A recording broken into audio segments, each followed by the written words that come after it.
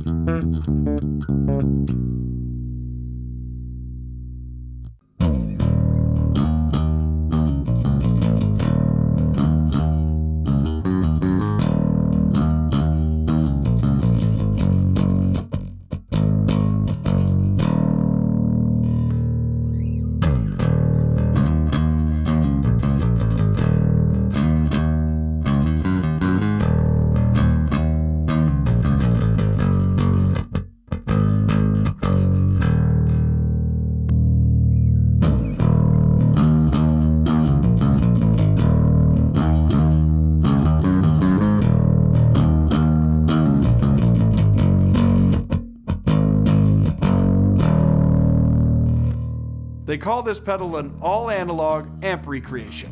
What does that mean exactly? Let's find out. The signal path is fully a valve amp style signal path. It's got discrete transistor-based circuitry in it. The output section is called a push-pull style with a reactive load, which simulates the interaction between the amp and the speaker cab. And of course, it's got the 8x10 cab simulator built into it.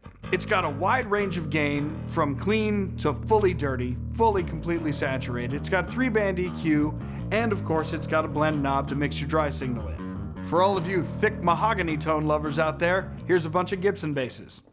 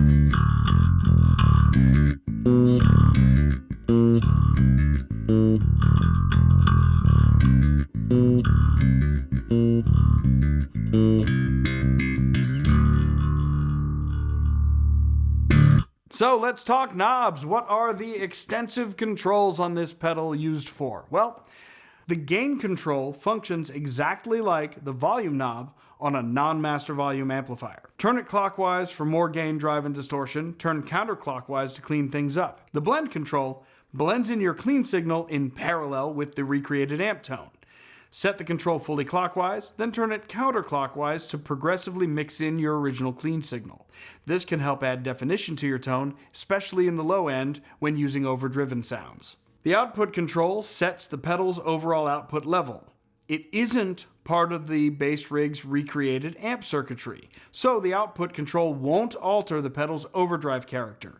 It simply lets you make it louder or quieter. Just like on the original SVT, the tone controls are placed before the overdrive. So, turning the treble control up, for example, will not only increase the top end, but also change the character of the overdrive, making it grittier and more aggressive. Turning treble down will result in a warmer tone and softer overdrive. The mid-range control can cut or boost mids at 3 different frequencies. Cutting the lower frequencies, especially with clean sounds, will result in a clear scoop tone, while boosting the higher mids with an overdriven sound can create fierce howling rock distortion. The switch for the mid-range can change the frequency that the mid-knob affects from 220 Hz to 800 Hz or 3 kHz. The bass control, of course, adjusts the amount of low frequencies as well as how tight or thick the overdriven tones are. In general, higher bass settings work better with cleaner sounds, with some really deep tones available. Heavily overdriven sounds can benefit from having the bass turned down a little, preventing the distortion from becoming too woolly. But there are no rules. Use a clean sound with the bass set low for a percussive 60s tone, or turn the drive and bass up to unleash some fuzzy mayhem. If you turn the switch to the ultra-high position, it behaves like your regular standard bright switch, adding high frequencies to the preamp. That effect is reduced as you turn up the drive knob. The low cut position on the switch activates a high-pass filter in the preamp, removing some of the low frequencies before the drive. This helps overdrive sounds stay tight and defined. We did have to put a little bit of transparent compression on this next clip just because the levels varied so wildly, we wanted to keep everything in balance.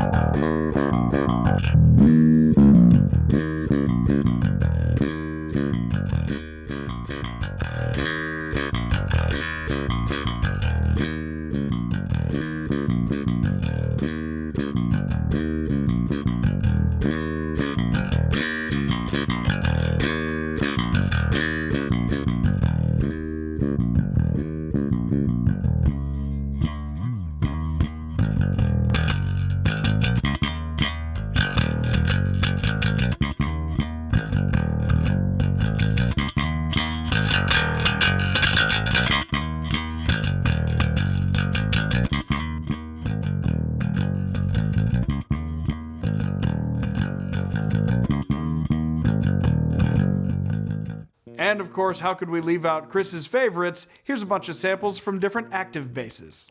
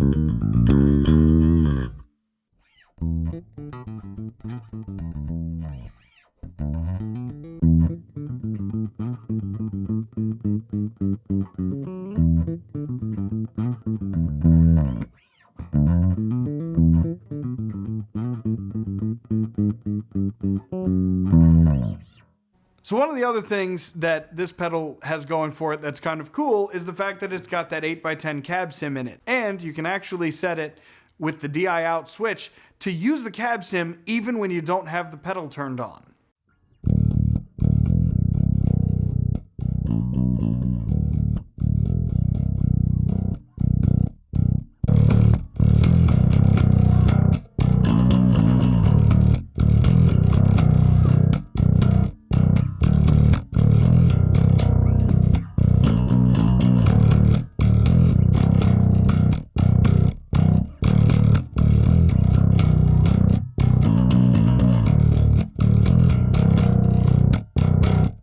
We hope you've enjoyed all the various sounds we were able to coax out of the BASSRIG Super Vintage from Origin Effects. I personally gotta say, if you want that SVT sound and you're not gonna go buy an SVT amp, this is probably your best bet. It's just fantastic. It's nice, punchy, crunchy, and just all the goodness of an SVT in a tiny little package. I've been Dave with the Bass Channel. Like and subscribe, click the notification bell, leave a comment down below to let us know what your favorite tone was, and I'll see you next time.